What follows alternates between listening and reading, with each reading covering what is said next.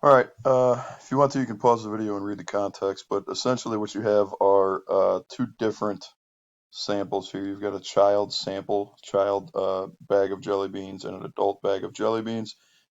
Each one of those, they're talking about the proportion of red.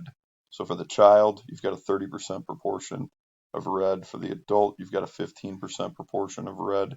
And then you also have different sample sizes. So the child sample size is 50, the adult sample size is 100. So let's look at part A. Part A, what is the shape of the sampling distribution for each one of those and why? So really what this is asking about is one of those conditions that we actually check. And it's the condition for normality.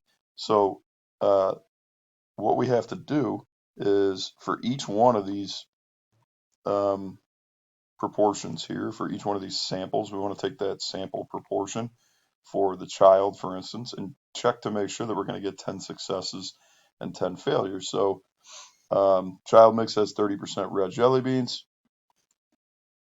Take a sample of 50, and we should expect to get at least 10. So if I have 50 jelly beans and 30% of those are supposed to be red, I get 15 from the child, and that's greater than or equal to 10. So we're good there.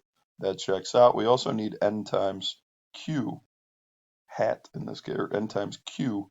So 50 times zero point 0.7.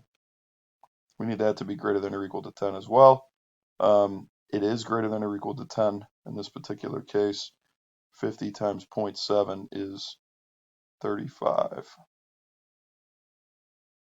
So what that tells us is that this distribution this sampling distribution is going to be normal because we have 10 or more expected successes and failures. Do the same thing with the other sampling distribution of adults.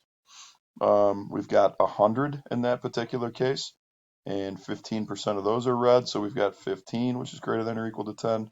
And then failures, we've got 100 times 0.85. So we expect to get 85 failures greater than or equal to 10. That checks out. Therefore, it is normal.